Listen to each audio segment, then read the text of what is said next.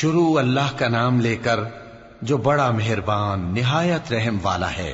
حامیم، اس کتاب روشن کی قسم کہ ہم نے اس کو ایک مبارک رات میں نازل فرمایا، ہم تو خبردار کرنے والے ہیں۔ اسی رات میں تمام حکمت کے کام فیصل کیے جاتے ہیں، یعنی ہمارے ہاں سے حکم ہو کر بے شک ہم ہی فرشتوں کو بھیجتے ہیں۔ یہ تمہارے پروردگار کی رحمت ہے، وہی تو سننے والا ہے، جاننے والا ہے۔ آسمانوں اور زمین اور جو کچھ ان دونوں میں ہے سب کا مالک، بشرطے کہ تم لوگ یقین کرنے والے ہو۔ اس کے سوا کوئی معبود نہیں، وہی زندگی دیتا ہے اور وہی موت دیتا ہے، وہی تمہارا اور تمہارے پہلے باپ دادوں کا پروردگار ہے۔ لیکن یہ لوگ شک میں پڑے کھیل رہے ہیں۔ تو اس دن کا انتظار کرو کہ آسمان سے صاف دھواں نکلے گا جو لوگوں پر چھا جائے گا، یہ درد دینے والا عذاب ہے۔ اس وقت وہ کہیں گے کہ اے پروردگار، ہم سے اس عذاب کو دور کر، ہم ایمان لاتے ہیں۔ اس وقت ان کو نصیحت کہاں مفید ہوگی، جبکہ ان کے پاس پیغمبر آ چکے جو ہمارے احکام کھول کر بیان کر دیتے تھے۔ پھر انہوں نے ان سے منہ پھیر لیا اور کہنے لگے، یہ تو سکھایا پڑھایا ہوا ہے، دیوانہ ہے۔ ہم تو تھوڑے دنوں عذاب ٹال دیتے ہیں مگر تم پھر کفر کرنے لگتے ہو۔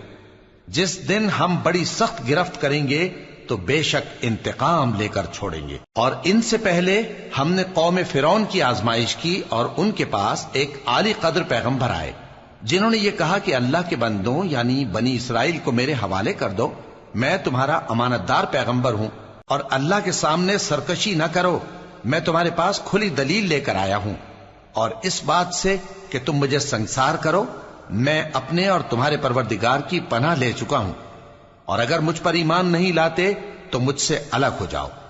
تب موسیٰ نے اپنے پروردگار سے دعا کی کہ یہ نافرمان لوگ ہیں۔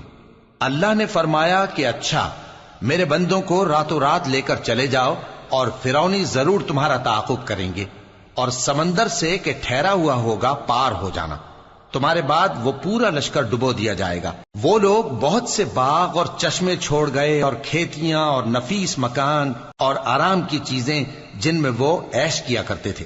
اسی طرح ہوا، اور ہم نے دوسرے لوگوں کو ان چیزوں کا مالک بنا دیا۔ پھر ان پر نہ تو آسمان اور زمین کو رونا آیا، اور نہ ان کو مہلت ہی دی گئی، اور ہم نے بنی اسرائیل کو ذلت کے عذاب سے نجات دی، یعنی فرعون سے۔ بے شک وہ سرکش اور حد سے نکلا ہوا تھا، اور ہم نے بنی اسرائیل کو اہل عالم میں سے علم کی بنیاد پر چنا تھا، اور ان کو ایسی نشانیاں دی تھیں جن میں کھلی آزمائش تھی۔ یہ لوگ یہ کہتے ہیں کہ ہمیں صرف پہلی دفعہ یعنی ایک بار مرنا ہے اور پھر اٹھنا نہیں۔ پس اگر تم سچے ہو تو ہمارے باپ دادا کو زندہ کر لا۔ بھلا یہ اچھے ہیں یا تبا کی قوم اور وہ لوگ جو ان سے پہلے ہو چکے ہیں؟ ہم نے ان سب کو ہلاک کر دیا، بے شک وہ گناہگار تھے۔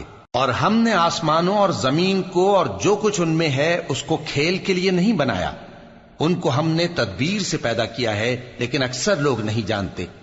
کچھ شک نہیں کہ فیصلے کا دن ان سب کے جی اٹھنے کا وقت ہے، جس دن کوئی دوست کسی دوست کے کچھ کام نہ آئے گا، اور نہ ان کو مدد ملے گی مگر جس پر اللہ مہربانی کرے۔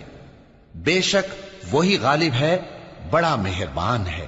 بلا شبہ تھوہر کا درخت گناہگاروں کا کھانا ہوگا، جیسے پگھلا ہوا تانبا۔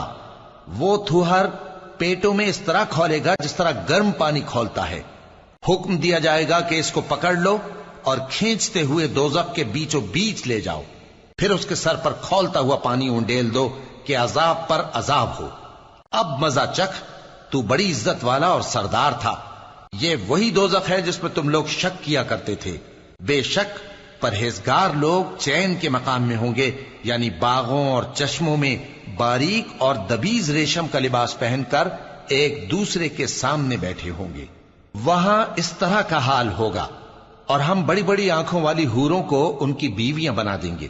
وہاں امن و اطمینان سے ہر قسم کے میوے منگائیں گے اور کھائیں گے، اور پہلی دفعہ کے مرنے کے علاوہ موت کا مزہ پھر نہیں چکھیں گے، اور اللہ ان کو دوزخ کے عذاب سے بچا لے گا۔ یہ تمہارے پروردگار کا فضل ہے، یہی تو بڑی کامیابی ہے۔ ہم نے اس قرآن کو تمہاری زبان میں آسان کر دیا ہے تاکہ یہ لوگ نصیحت حاصل کریں۔ پس تم بھی انتظار کرو، یہ بھی انتظار کر رہے ہیں۔